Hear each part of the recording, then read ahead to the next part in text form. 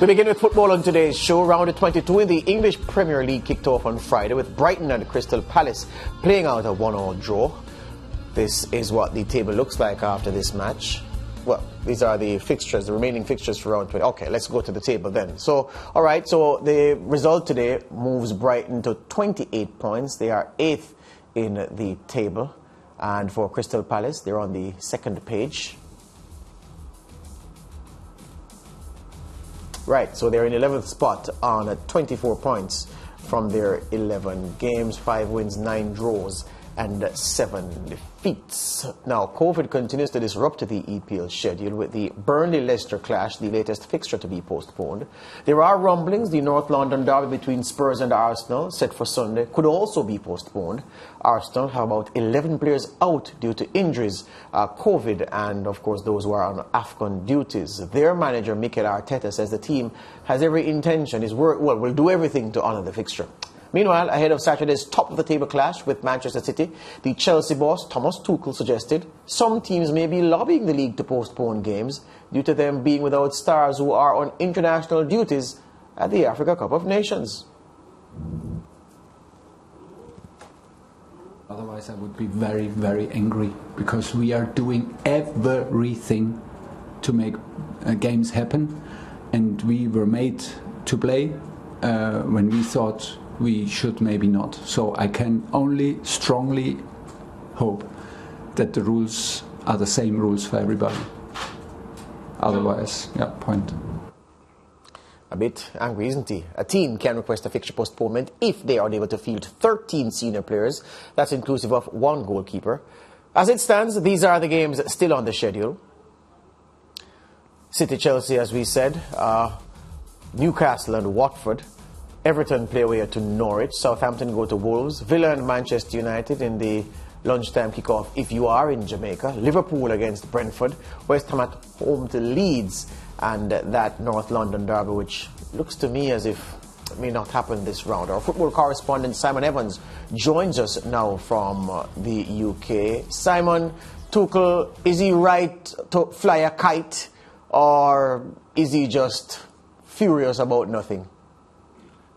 Seems very stressed out at the moment, Thomas Tuchel. He has done for the last few weeks. He hasn't seen that calm, rational German coach that we saw last season. He seems to be feeling the stress a little bit. But there are concerns, genuine concerns about the lack of transparency about these games being called off.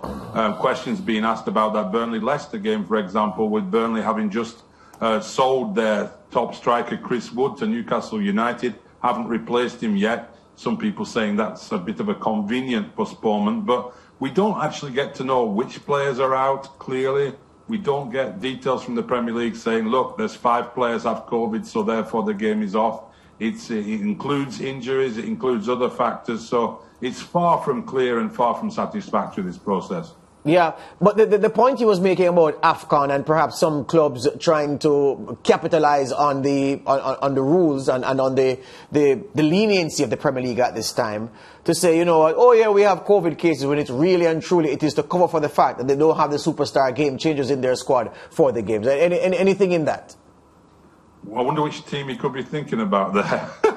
I mean, obviously, you know, some teams are more affected by this than others, but I suspect the AFCON thing does actually come into it in terms of when they have to produce a list of players to get to that 13. If they can't include the players who are away on AFCON duty, then it is a factor, a legitimate factor in it. They're not available for those games. But it's a bit of a stretch to start saying that teams are deliberately trying to get games postponed because they might have a couple of players away at AFCON, and I haven't seen any evidence for that. But you know, the problem with lack of transparency, you do get all sorts of theories and ideas and claims being made. Yeah, all right. I want to talk about 2 things in the short time we have left, because of course, you know, we were after a later than scheduled start. Chris Wood's move from your club Burnley to Newcastle. Some reports claiming that, of course, Newcastle paid double what he's really worth because they are desperate. Is he likely to get the service at Newcastle that he didn't get at Burnley, the New Zealander? And can he play a significant role in helping them avoid the drop? The answer is yes. I mean, he's only scored 3 goals this season for Burnley. He hasn't had a good season, but then again, nobody at Burnley has had a good season. and he really didn't get much service at all this year. He scored 10 goals a season on average throughout his time in the Premier League with Burnley, which is a decent return when you're playing in the bottom half of the league. Can he get the service at Newcastle? Well, they've just signed Kieran Trippier, and there aren't many better crossers of a ball around in European football than Kieran Trippier. I think he's a tremendous signing for Newcastle United. And when he played for Burnley, Trippier was another Burnley player at one time.